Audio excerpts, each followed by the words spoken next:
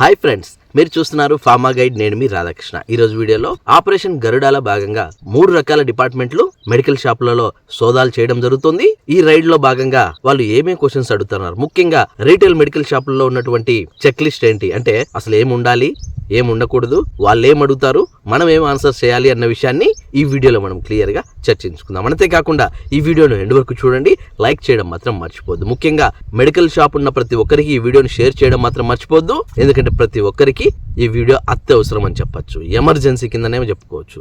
So వీడియోను end వరకు చూడండి, లైక్ చేయడం మాత్రం మర్చిపోవద్దు. ఇప్పుడు మనం లేట్ చేయకుండా డైరెక్ట్ టాపిక్ లో కలుపుదాం. చూడండి ఫ్రెండ్స్, మీరు గమనించినట్లయితే ఆపరేషన్ గరుడాలో భాగంగా విజిలెన్స్ వాళ్ళు, ఈగల్ డిపార్ట్మెంట్ వాళ్ళు, డ్రగ్ కంట్రోల్ వాళ్ళు, at the same time police department అందరూ కూడా కలిసి ఈ రైడ్ ను నిర్వహించడం జరుగుతుంది. ఈ రైడ్ ఒక కడప జిల్లానే కాకుండా ఏపీ అంతటా జరగడం జరుగుతుంది. ఈ రైడ్ లో భాగంగా వాళ్ళు ఏమేం చెక్ చేస్తున్నారు, ఆ చెక్ చేస్తున్న తాలూకు ఆ చెక్ లిస్ట్ ని ఈరోజు నేను మీ ముందుకు తీసుకురావడం జరుగుతుంది. ముందుగా మనం గమనించినట్లయితే ఫస్ట్ మెడికల్ షాప్ కు ఉన్నటువంటి నేమ్ బోర్డు చెక్ చేయడం జరుగుతుంది. అందులో కరెక్ట్ గా నేమ్స్ మెన్షన్ చేశారా లేదా, ఫార్మసిస్టమ్ ప్రొపరేటరా లేదంటే బోత్ ఆర్ డిఫరెంటా అనేది నేమ్ బోర్డు మీదనే తెలియడం జరుగుతుంది. అట్ ద సేమ్ టైం కొన్ని నేమ్ బోర్డ్స్ మాత్రం లైసెన్స్ నెంబర్ తో సహా అక్కడ పొందుపరచడం జరుగుతుంది. ఇది కరెక్ట్ గా ఉందా లేదా అన్నది ఈ వీడియోలో చర్చించుకోబోతున్నాం. ముఖ్యంగా మీరు చూసుకున్నట్లయితే ఈ నేమ్ బోర్డ్స్ లైసెన్స్ కరెక్ట్ గా ఉన్నదా లేదో స్టార్టింగ్ ఎంట్రన్స్ లోనే చెక్ చేయడం జరుగుతుంది. ఫస్ట్ అది మనం గమనించుకోవాల్సి ఉంటుంది. నెక్స్ట్ విషయానికి వస్తే లైసెన్సులు కూడా చెక్ చేయడం జరుగుతుంది. ముఖ్యంగా ఫామ్ 2021 అన్న లైసెన్సులు మన షాప్ లో ఉన్నాయా లేదా, ముఖ్యంగా ఈ ఫామ్ 2021 ను మన మెడికల్ షాప్ లో ఉన్నటువంటి గోడలకు అతికించారా లేదా అన్నది కూడా చెక్ చేయడం జరుగుతుంది. అండ్ అలా అతికించడంతో పాటు వ్యాలిడిటీ ఉందా లేదా అని కూడా చెక్ చేయడం జరుగుతుంది. నెక్స్ట్ గమనించినట్లయితే రికార్డ్స్ కూడా చెక్ చేయడం జరుగుతుంది. సో ఎవరైతే సిస్టమ్ ప్రింట్ లేకుండా, సాఫ్ట్వేర్ ను యూజ్ చేయకుండా ఎవరైతే మెడికల్ బిల్స్ రైజ్ చేస్తుంటారో వాళ్ళ కోసం ఈ రికార్డ్స్ ఖచ్చితంగా మెయింటైన్ చేయాల్సి ఉంటుంది. అదొచ్చేసి నార్కోటిక్ రికార్డ్, అంటే షెడ్యూల్ H డ్రగ్ ఉండాలి, అలాగే H1 డ్రగ్స్ కూడా దానికి సంబంధించి ఒక ప్రత్యేక రికార్డు మనము మెన్షన్ చేయాల్సి ఉంటుంది. ఇది రిజిస్టర్ రూపంలో మనము ప్రతి టాబ్లెట్ ను మనము ఎంటర్ చేయాల్సి ఉంటుంది. Sale book, at the same time sale book లో మెన్షన్ చేసినటువంటి పేషెంట్ నేమ్, డాక్టర్ నేమ్ తో సహా ఈ రిజిస్టర్డ్ బుక్ లో కూడా మీరు మెన్షన్ చేయాల్సి ఉంటుంది. అంటే 2 టైప్స్ ఆఫ్ రికార్డ్స్ ను మనము మెయింటైన్ చేయాల్సి ఉంటుంది. ఆ తర్వాత బిల్ బుక్ కూడా కరెక్ట్ గా మెన్షన్ చేస్తూ ఉండాలి. ఏ టాబ్లెట్ నమ్మినా బిల్ బుక్ లో ఎంటర్ చేయడం మాత్రం మర్చిపోవద్దు. ఖచ్చితంగా ఆ బిల్ బుక్ తాలూకు డీటెయిల్స్ కూడా, ఈవెన్ లాస్ట్ 6 months వరకు మీరు సేల్ చేసినటువంటి బిల్ బుక్ ను కూడా అడగడం జరుగుతుంది. దాన్ని కూడా మీ చెంత పెట్టుకోవాల్సి ఉంటుంది. నెక్స్ట్ మనం చూసుకున్నట్లయితే ఎక్స్పైరీ డ్రగ్స్ ఏమైనా ఉన్నాయా లేదని చెక్ చేస్తారు. అలాగే ఎక్స్పైరీ కోసం ఒక సపరేట్ బాక్స్ నుంచి ఆ బాక్స్ లో ఎక్స్పైరీ అయిన మెడిసిన్స్ అన్ని ఆ బాక్స్ లో వేసేలా ఒక బాక్స్ ను కేటాయించాలి. ఆ బాక్స్ ఉందా లేదా అని కూడా చెక్ చేయడం జరుగుతుంది. అందులోనే each and every expiry drug అందులోనే మెన్షన్ చేసి ఉంటుంది కాబట్టి ఫస్ట్ అది కూడా చెక్ చేయడం జరుగుతుంది.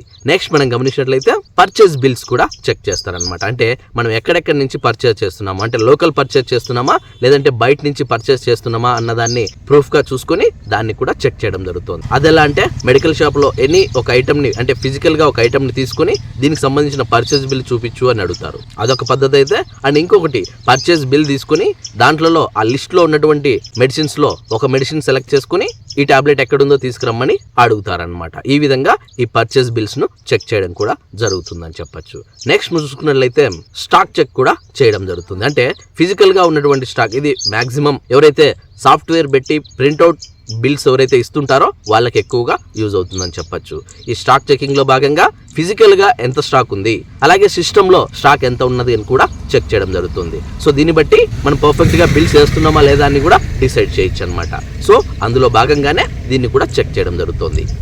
నెక్స్ట్ మనం గమనించినట్లయితే క్లీన్ లైన్స్ చెక్ చేయడం జరుగుతుంది. అంటే మన మెడికల్ షాప్ క్లీన్ గా ఉందా లేదా, డస్ట్ ఉందా లేదంటే ఇంకేమైనా ఫారిన్ పార్టికల్స్ ఏమైనా ఉన్నాయా అని కూడా చెక్ చేయడం జరుగుతుంది. ఈవెన్ చేత్తో చెక్ చేసి మరి స్వాబ్ శాంపిల్ కదా చెక్ చేసినట్లు అబ్జర్వ్ చేస్తారని చెప్పొచ్చు. అంటే క్లీన్ లైన్స్ కూడా పక్కగా ఉండాలి, ఇది మీరు గమనించాల్సి ఉంటుంది.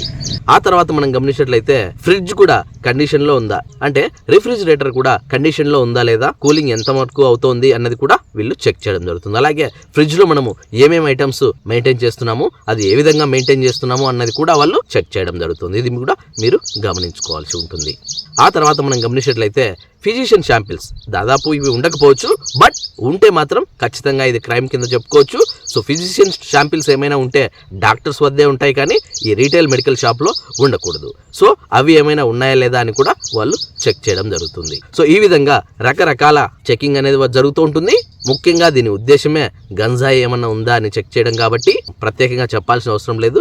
మాక్సిమం 99% మెడికల్ షాపులో ఎక్కడా కూడా గంజాయి అమ్మట్లేదు, ఇదైతే వాస్తవం. బట్ క్వశ్చన్ రైజ్ అయింది కాబట్టి, ఎలాగూ ఈ రైడ్స్ అన్ని చేస్తున్నారు కాబట్టి అందులో భాగంగా దీన్ని కూడా చెక్ చేయడం జరుగుతుంది. సో ఇవన్నీ గమనించుకున్నట్లయితే ఈ ఆపరేషన్ గరుడాలో భాగంగా మొత్తం మెడికల్ షాపుల వైపే టర్న్ అయిందని చెప్పొచ్చు. సో దాన్ని దృష్టిలో ఉంచుకొని ముఖ్యంగా ఎవరైతే రిటైల్ షాపులు ఉన్నారో వాళ్ళంతా కూడా ఈ జాగ్రత్తలన్నీ పాటించి నేను చెప్పినటువంటి ఈ పాయింట్స్ అన్ని మీరు గుర్తుపెట్టుకుని మెయింటైన్ చేయాల్సి ఉంటుంది. చూసారా ఫ్రెండ్స్, ఈ వీడియో మీ అందరికీ నచ్చిందని అనుకుంటున్నాను. లైక్ చేయడం మాత్రం మర్చిపోద్దు, ఎందుకంటే నేను మీ ద్వారా ఆశించేది ఒక్క లైక్ మాత్రమే. అలాగే ఈ ఇన్ఫర్మేషన్ అంతా కూడా చాలా ఎమర్జెన్సీ ఇన్ఫర్మేషన్, అండ్ ఎవరికైతే మెడికల్ షాప్ ఉంటుందో వాళ్ళందరికీ ఈ వీడియోని షేర్ చేయడం మాత్రం మర్చిపోద్దు. ఎందుకంటే ఇది ఒక కడప జిల్లాలోనే కాదు, ఆంధ్రప్రదేశ్ అంతటా at the same time even తెలంగాణలో కూడా ఈ రైడ్స్ జరుగుతున్నాయి. నిన్ననే ఆర్టికల్స్ కూడా నేను చదవడం జరిగింది, తెలంగాణలో కూడా ఈ రైడ్స్ అనేది కొనసాగుతున్నాయి. సో దీన్ని దృష్టిలో ఉంచుకొని ప్రతి ఒక్కరికి ఈ వీడియో చూసిన వెంటనే ప్రతి ఒక్కరికి, ముఖ్యంగా మెడికల్ షాప్ ఉన్న ప్రతి ఒక్కరికి ఈ వీడియోని షేర్ చేయడం మాత్రం మర్చిపోవద్దు. చూసారా ఫ్రెండ్స్, ఈ వీడియో మీ అందరికీ నచ్చిందని అనుకుంటున్నాను.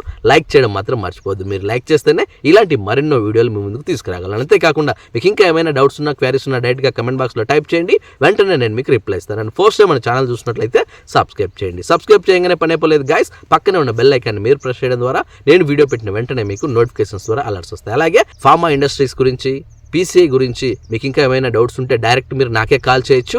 అదెలా అంటే మీ మొబైల్లో ఉన్న ప్లే స్టోర్కి వెళ్ళండి, అక్కడ కాల్ మీ ఫోన్ అనే యాప్ ఉంటుంది. ఆ యాప్ మీరు డౌన్లోడ్ చేసుకుని సర్చ్ బాక్స్లోకి వెళ్ళి రాధాకృష్ణ 1481@CM4 అని మీరు టైప్ చేసినట్లయితే డైరెక్ట్గా మీరు నాకు కాల్ చేసే ఆప్షన్ మీకు దొరుకుతుంది. చిన్న చిన్న డౌట్స్ ఉంటే కమెంట్ రూపేణ అడగండి. ఖచ్చితంగా నా గైడెన్స్ తాలూకు లెంతీ క్వశ్చన్స్ అయితేనే మీరు కాల్ మీ 4 యాప్ ద్వారా కాల్ చేయండి, ఎందుకంటే మీ టైంని అలాగే మీ మనీని వేస్ట్ చేసుకోవద్దు.